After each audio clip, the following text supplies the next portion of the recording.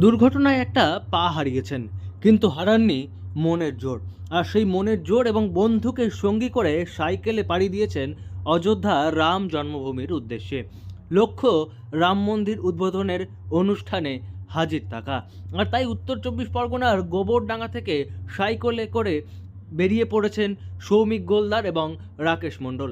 সৌমিক গোলদার, যিনি একটি পা হারিয়েছেন দুর্ঘটনায়, কিন্তু মনের জোর তার অটুট। আর সেজন্য তিনি রাম লালার প্রাণ প্রতিষ্ঠা এবং উদ্বোধন অনুষ্ঠান দেখতে অযোধ্যার উদ্দেশ্যে পাড়ি দিয়েছেন। 500 বছর পরে আমাদের তার রাজ্যে ফিরছেন। তো আমার এই যাওয়াটা শুধুমাত্র রামরাজ্য প্রতিষ্ঠাতা যে প্রভু আমাদের রামজি ও आ रहा है इसलिए हम जा रहे हैं।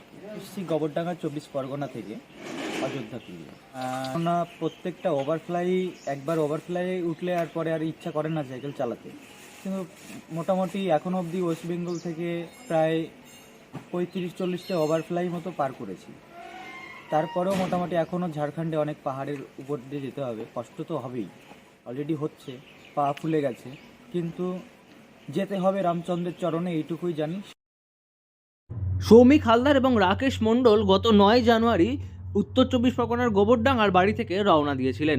তারপর এসে তারা পৌঁছেছেন বাংলা ঝাড়খণ্ড সীমান্তের লেফট ব্যাংক কলোনি এলাকায়। সেখানেই একটি আশ্রমে তাদের রাত্রিবাসের ব্যবস্থা করা হয়। তারপর তারা আবার রওনা দিয়েছেন ঝাড়খণ্ড হয়ে অযোধ্যা যাওয়ার উদ্দেশ্যে। এবং এই যাত্রাপথে প্রচুর মানুষ তাদের সাহায্য করছেন, তাদের দিকে এগিয়ে আসছেন, এমনটাই জানিয়েছেন তারা। এবং তারা বলছেন আগামী দিনেও তারা যাতে এই সাহায্য মানুষের কাছে পান, সেই আশা তারা রাখছেন।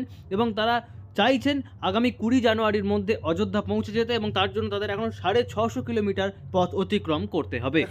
সকল সনাতনীদেরই আগ্রহ যে আমাদের যে রামকে আমরা আমাদের দেবতা বলে মানি, তিনি আবার তার রাজ্যে ফিরছেন, এটা সবারই আগ্রহ থাকে দেখার। তো আমাদেরও আগ্রহ জাগলো যে আমরা দেখবো, আর যে রামের জন্য আমাদের এত লড়াই, তাই জন্য আমাদের এই উদ্যোগ যে আমরা সাইকেল নিয়ে অযোধ্যায় যাব। সৌমিক গোলদার বলছেন যে এক পায়ে সাইকেল চালাতে রীতিমতো তার অসুবিধা হচ্ছে, কষ্ট হচ্ছে, এবং এতটা দীর্ঘপথ পেরিয়ে আসার পর তার পা ফুলে গিয়েছে, কিন্তু তিনি তবু মনের জোর হারাচ্ছেন না এবং তিনি চাইছেন রাম মন্দিরের উদ্বোধনে হাজির থাকতে, এবং সেজন্যই তিনি বেরিয়ে পড়েছেন। এবং তার বন্ধু তাকে ভীষণভাবে সহযোগিতা করছেন, সাহায্য যোগাচ্ছেন, এবং রাস্তাঘাটের বিভিন্ন মানুষজনও তাদের সহযোগিতা করছেন। আর এই সমস্ত সহযোগিতার সাহায্য নিয়ে তিনি এগিয়ে যাচ্ছেন অযোধ্যার দিকে। আসানসোল থেকে নয়ন ঘোষের রিপোর্ট, লোকাল 18 বাংলা।